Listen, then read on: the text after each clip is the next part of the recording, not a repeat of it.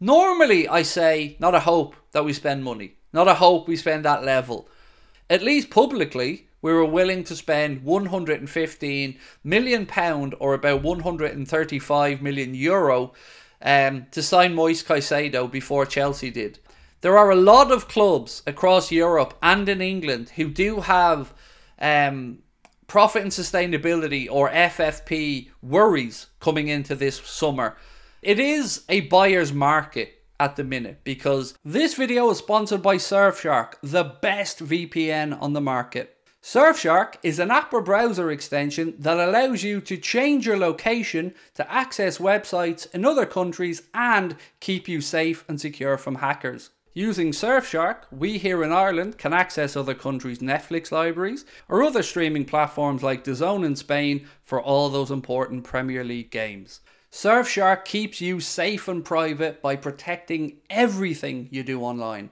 Everything. When your device connects to the internet, all that information is, in a way, blurred out. Surfshark is particularly useful for keeping you safe from being hacked if you use public Wi-Fi. Let's say you're in a cafe, you're at college, you're out and about, they've got you covered. Surfshark allows you to use one subscription on unlimited devices, meaning you can share your account with friends or family or that neighbour who's a little bit cheap. On top of all of this, Surfshark offers a 30-day money-back guarantee. You can also upgrade to Surfshark One, which includes the VPN, an alert system for breaches related to your data, such as emails and credit cards, and an antivirus software for your desktop. Our sign-up offer gives you Surfshark VPN for a little over €2 a month, and you'll get an additional 3 months free. Simply scan the QR code on screen right now, or use the link in the description and enter the code Anfield Agenda at checkout. Who is the guy with the long name?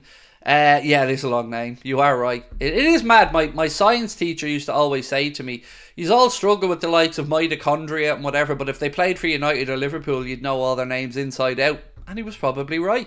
So, Kvaratskhelia is the one you're speaking about, also known as Kvaradona, also known as the Georgian Messi, and we will move on to talk about him. He's a Napoli winger who looks like he could be departing this summer. "I'd rather Leao than Kvara," said Umar.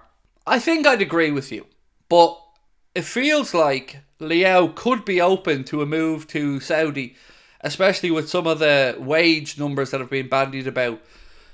Excuse me. I do believe Rafa Leao signed a new deal last season at AC Milan, but I agree. I would probably prefer Rafa Leao as well, but I've not seen us really mentioned with them.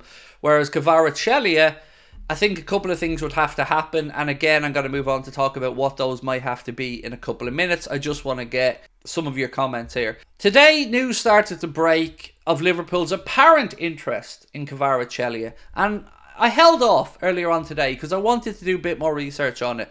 So the first report I seen came from... Where was this first one? Bear with me 1 second. So the first report I seen came out of Italy and said that Liverpool and PSG were having a look at Kvaratskhelia. And then another report came out also of Italy. This time it says Liverpool were looking at Kvaratskhelia as far back as April time. And they now say Paris Saint-Germain are claimed to have already tabled an €80 million offer for the Georgian winger. The agent of the 23-year-old confirmed that the Parisians had made an attempt to bring the attacker to league. So it looks like he's available. And if PSG are starting the bidding at €80 million, I'd like to think Liverpool are in there as well. I don't know. I haven't been able to confirm if Liverpool are serious, but I have been able to confirm that he is somebody who was being discussed, whether briefly or in depth, I don't know. So I want to know from you guys, do you think Kvaratskhelia would be worth potentially €100 million? Because I don't think the 80 million offer from PSG is going to be accepted. And I also think he'd be crazy to go to PSG. If he's serious about wanting to win stuff, he's won Serie A with Napoli. Napoli fell off this year, nowhere near the same. And it looks like they're going to probably sell Osimhen and maybe Kvaratskhelia this summer. So the question, I'm sure Ben's going to put this to a poll, is, do you think there's any chance of Liverpool signing Kvaratskhelia? I just want to think how realistic you guys think it might be, because I really don't know. Normally I say not a hope that we spend money, not a hope we spend that level, but I have to as well revert back to the fact that at least publicly we were willing to spend £115 million or about €135 million to sign Moise Caicedo before Chelsea did. And I also want to draw your attention to the fact that there are a lot of clubs across Europe and in England who do have profit and sustainability, or FFP, worries coming into this summer and the year end, the current business year end. So it is a buyer's market at the minute, because clubs with cash on hand are few and far between. As you know, a lot of deals these days are structured in payments over 3, 4, 5 years or whatever. Liverpool are one of the few clubs that have real wiggle room to operate. Now, that doesn't mean that we're going to go big, but I want you to know that we can.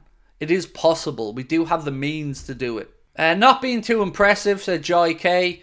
Hell no. What in the Anthony Gordon 100 million are these prices? I know, the Anthony Gordon one is crazy. At least with Anthony Gordon, though, you could look at it and think homegrown does come with a premium. But yeah, I think 100 million for Anthony Gordon's ludicrous. Kvaratskhelia, remember we're talking euros here, so it would probably be about 80, 81 million pounds, something like that.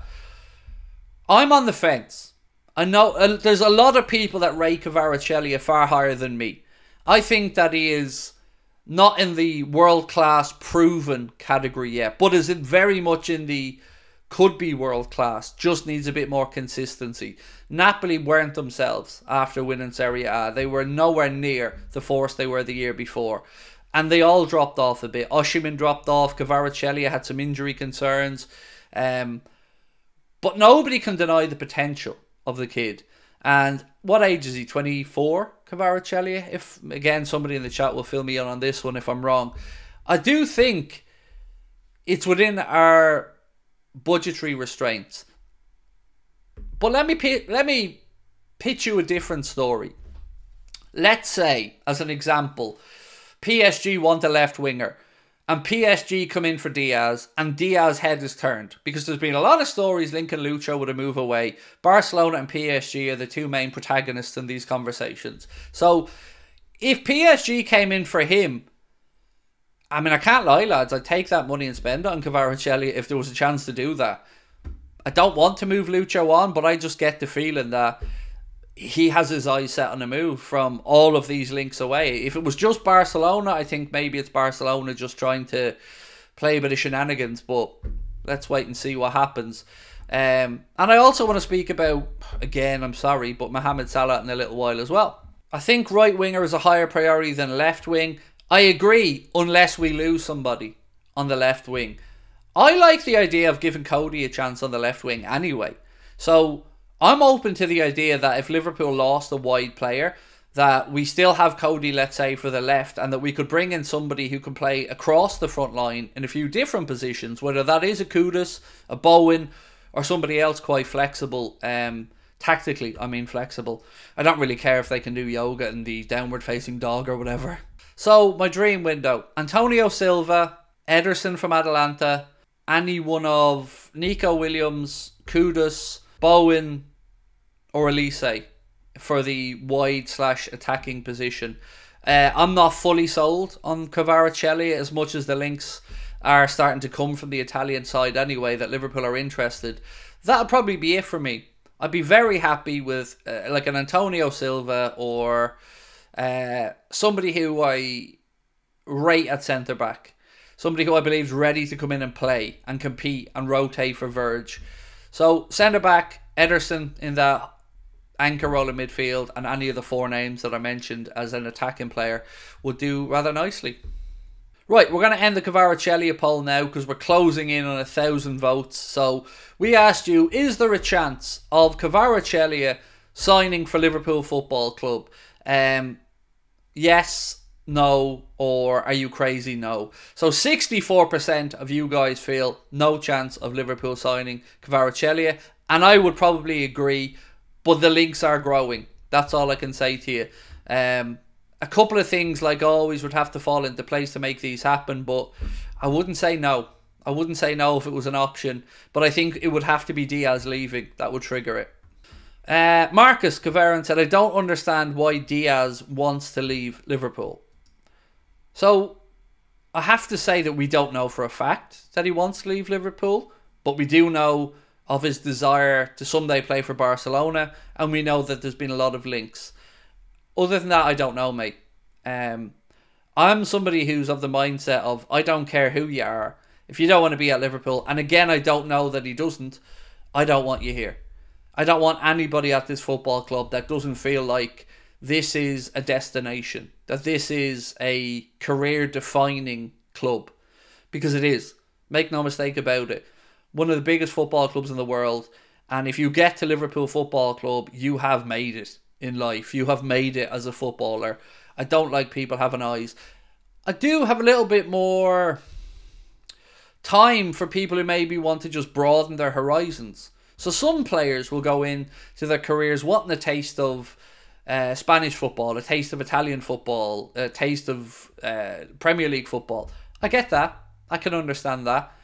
I don't feel that that's necessarily the case with Lucho.